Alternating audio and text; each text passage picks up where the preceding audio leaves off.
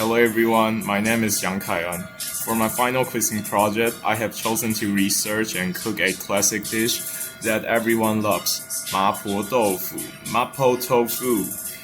This dish represents the regional cuisine of Sichuan, China, but the version I'm presenting today is a home-style adaptation. The significance of Mapo tofu lies in its reputation. It is famous for being spicy and aromatic. In Chinese culture, we often call this dish a rice killer, 下饭菜. This means it is so appetizing that you can't help but eat ball after ball of rice with it. It is versatile and goes perfectly with both rice and noodles. Then talk about ingredients. To make this dish successful, we need the right ingredients.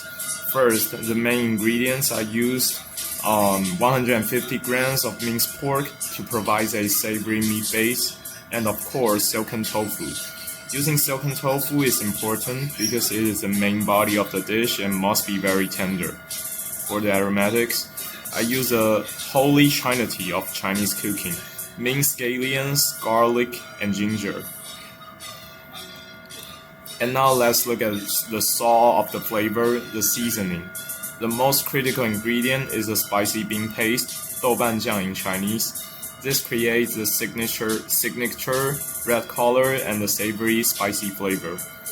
However, to make it authentic, I add a crucial ingredient, Sichuan peppercorns, 花椒.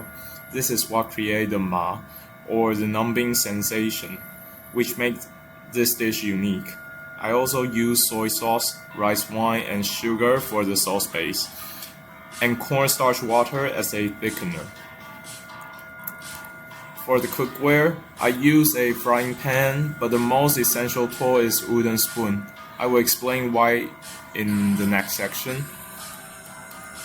Since this is an oral introduction of the process, I want to highlight my 3 specific cooking strategies. This is not just a recipe, it is about technique. Strategy 1 is release the aroma. I start by salting the garlic and ginger, then I fry the spicy bean paste with the meat. It is very important to fry the paste until the oil turns red to bring out the fragrance. Strategy 2 is gentle handling. This is where the wooden spoon comes in. Silken tofu breaks very easily, so my strategy is do not stir aggressively. Instead, I use a wooden spoon to gently push the tofu from the outside in. This keeps the tofu cubes intact.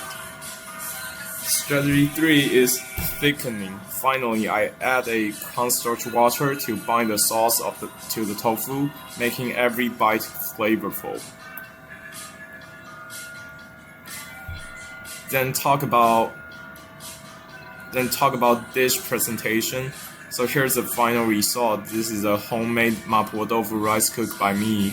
As you can see, the red sauce contrasts beautifully with the white tofu. And let's analyze the flavor. The profile is defined by 2 words, ma and la. The ma comes from the peppercorns I added, providing the numbing fillings. And the la comes from the spicy bean paste, 辣豆瓣酱. And I admit, I add a lot. In terms of texture, the dish offers a great contrast. The silken tofu is soft and tender, while the minced pork adds a nice chewy texture. My critic is this: while authentic Sichuan style focuses strictly on balancing numbing and spicy, my version emphasizes a rich, savory sauce that pairs perfectly with rice.